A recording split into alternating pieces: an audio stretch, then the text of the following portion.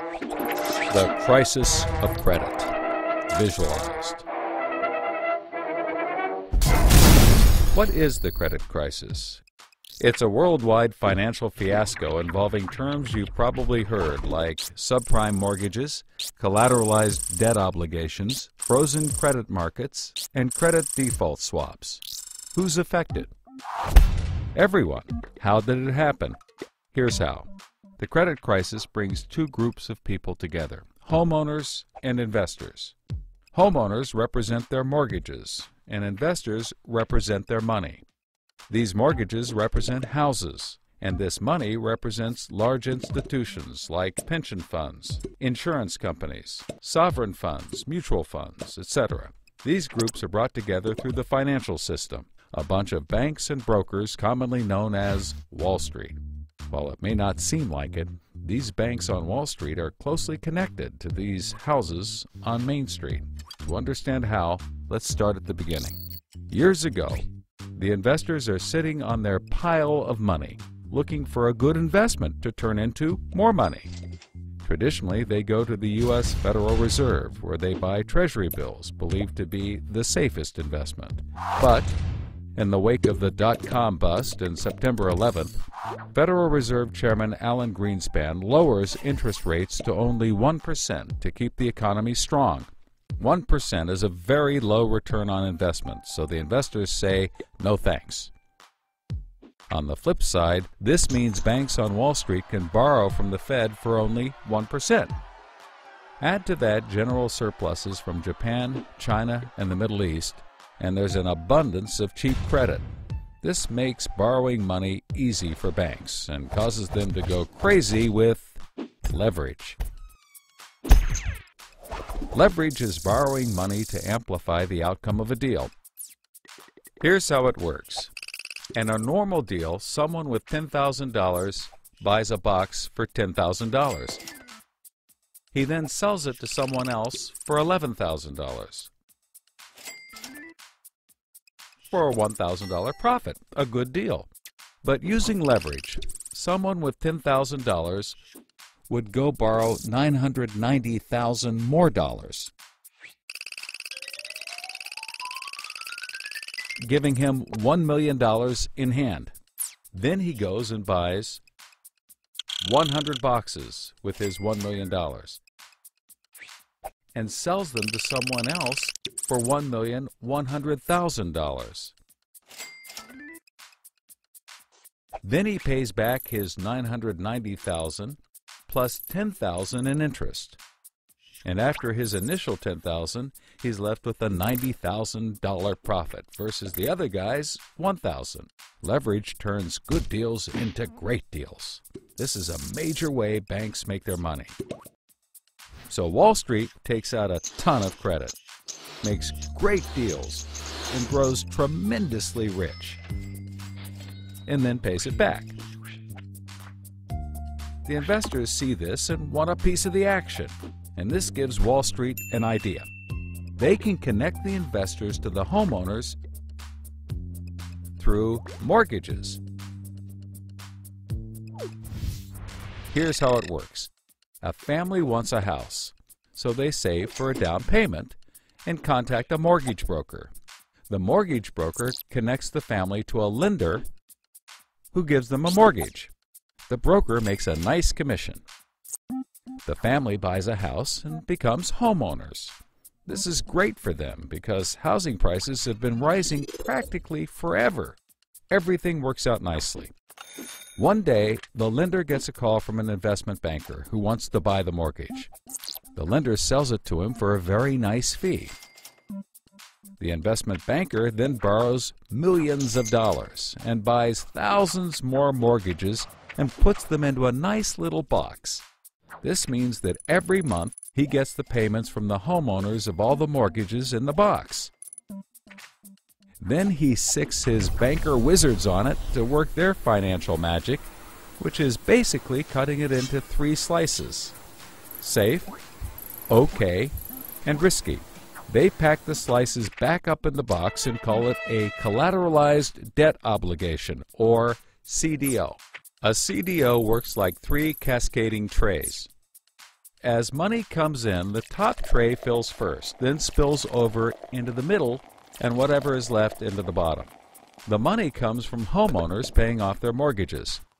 If some owners don't pay and default on their mortgage, less money comes in and the bottom tray may not get filled. This makes the bottom tray riskier and the top tray safer. To compensate for the higher risk, the bottom tray receives a higher rate of return, while the top receives a lower, but still nice return.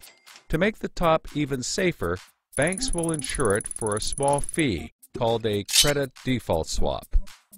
The banks do all of this work so that credit rating agencies will stamp the top slice as a safe, AAA rated investment, the highest, safest rating there is. The OK slice is BBB, still pretty good, and they don't bother to rate the risky slice. Because of the AAA rating, the investment banker can sell the safe slice to the investors who only want safe investments. He sells the OK slice to other bankers, and the risky slices to hedge funds and other risk takers. The investment banker makes millions. He then repays his loans. Finally, the investors have found a good investment for their money, much better than the 1% Treasury bills.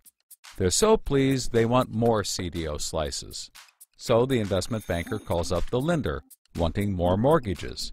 The lender calls up the broker for more homeowners, but the broker can't find anyone. Everyone that qualifies for a mortgage already has one, but they have an idea.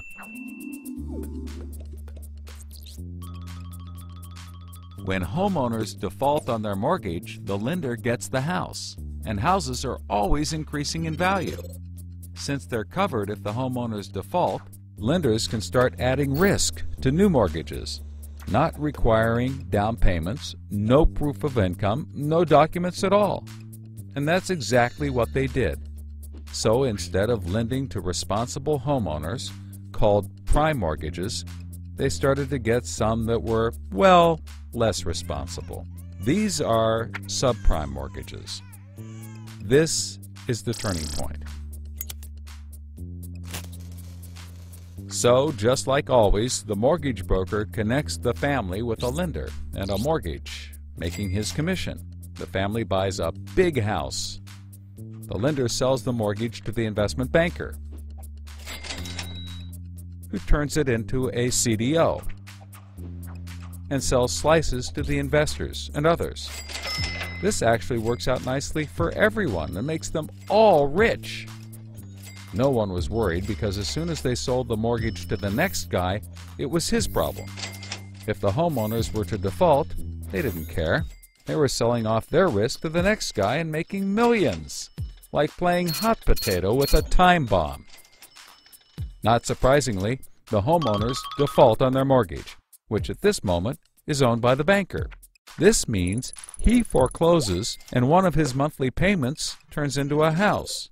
No big deal. He puts it up for sale. But more and more of his monthly payments turn into houses. Now there are so many houses for sale on the market, creating more supply than there is demand, and housing prices aren't rising anymore. In fact, they plummet. This creates an interesting problem for homeowners still paying their mortgages. As all the houses in their neighborhood go up for sale, the value of their house goes down, and they start to wonder why they're paying back their $300,000 mortgage when the house is now worth only $90,000. They decide that it doesn't make sense to continue paying, even though they can afford to, and they walk away from their house. Default rates sweep the country and prices plummet. Now the investment banker is basically holding a box full of worthless houses. He calls up his buddy the investor to sell his CDO, but the investor isn't stupid and says, no thanks.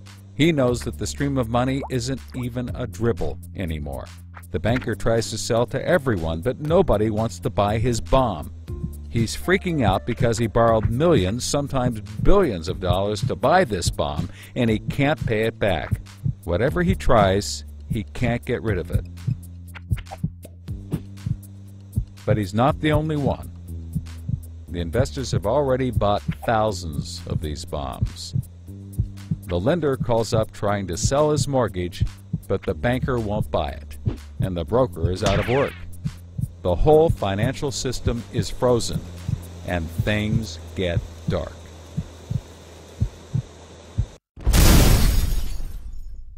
Everybody starts going bankrupt. But that's not all. The investor calls up the homeowner and tells him that his investments are worthless. And you can begin to see how the crisis flows in a cycle. Welcome to the crisis of credit.